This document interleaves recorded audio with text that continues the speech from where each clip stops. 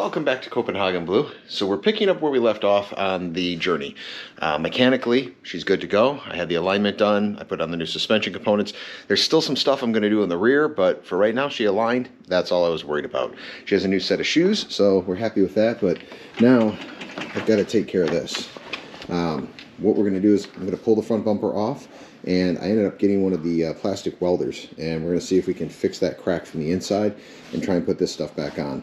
But we're going to pull the front bumper off, and then we'll go step by step. Let's get started.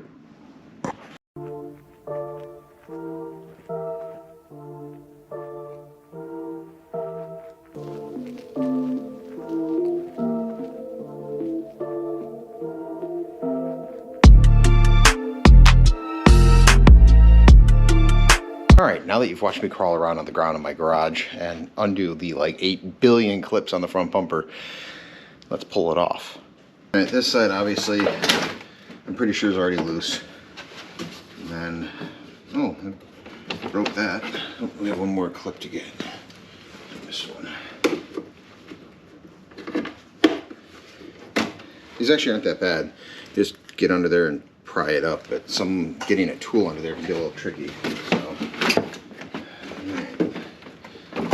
The rest of this clip there, we need to reach down and unhook the fog lights. Holy crap! Well, if you're wondering, there's a 7mm bolt right at the corner there. Like that.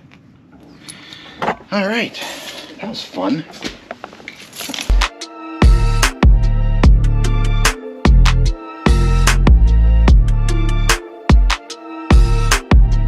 So we've got the bumper off, and we're trying to use these little guys. It seems like it's holding, but we're going to go all the way down here and try and stitch it all together and see how well it holds.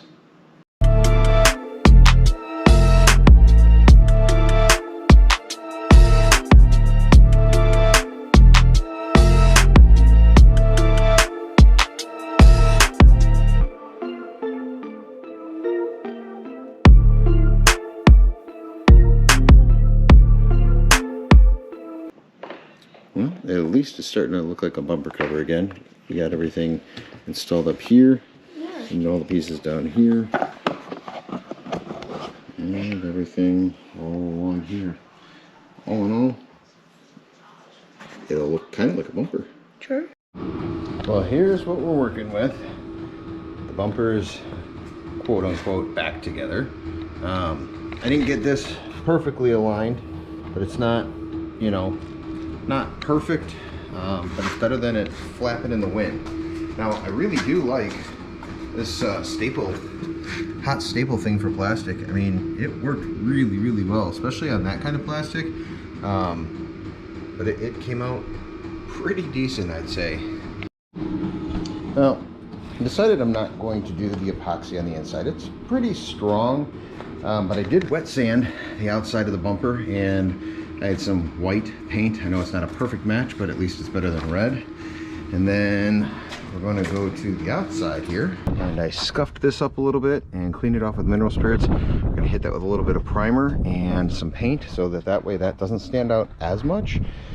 And hopefully just the whole thing kind of blends. At least it's a good looker, you know, she'll be a Monet from 30 feet away.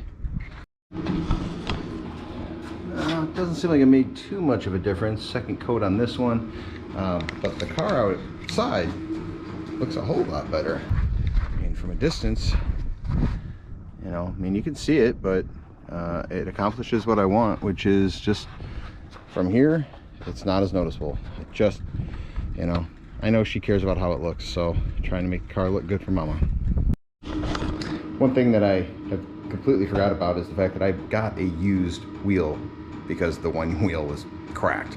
So I have this silver wheel that I got from the junkyard, if you will, used parts supplier, and we're gonna have to paint it to match the other wheels because, oh, those are gray. I mean, they're covered in salt right now, but they're supposed to be gray. By the way, our paint's looking pretty decent there for what it is, but I am going to paint that wheel in there so it matches the rest of them. I've already scuffed it, and then I'm going to actually put some primer on it, and then we're going to throw some paint on it. So we'll see how it turns out. All right, well, we've got the wheel painted, and that's on the car, so that's looking better than not. We have our one spot up here. That's looking about as good as it's going to get, so I'm going to leave that alone now. Literally, I'm just waiting for the guy to come and bring the brackets so I can install the bumper, and then we'll be all done. And just like that, we have our new brackets on here on the corners of the fenders that are going to support the outside of the bumper. Now I've got to bring the bumper over. I've got to plug in that temp sensor down there, plug in the fog lights, and kind of like put it up there and fit it on. So yeah, it's coming together.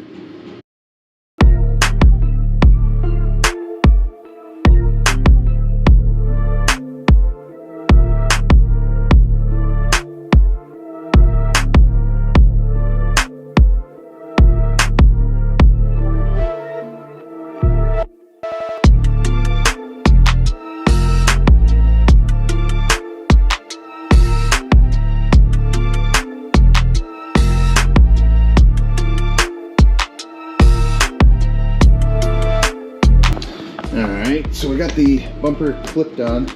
Everything kind of went into place. Obviously we saw the crack, but everything seemed like it went where it was supposed to go.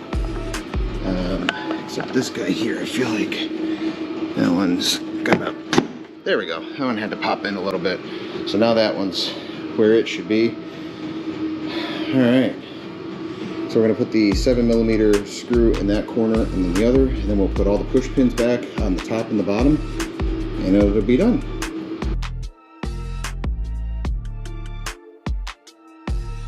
A little snafu with the bumper goes under the lip splash shield there on the bottom. I thought it went on top, so there's a little bit of a fight there, but got it remedied and everything is back together. And let's shed a little light on this.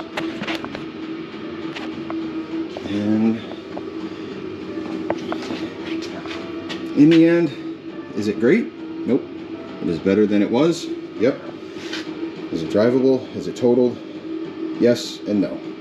So I think all in all, it's a success. I appreciate you taking the time to watch. Hit like, hit subscribe, and I'll see you next time.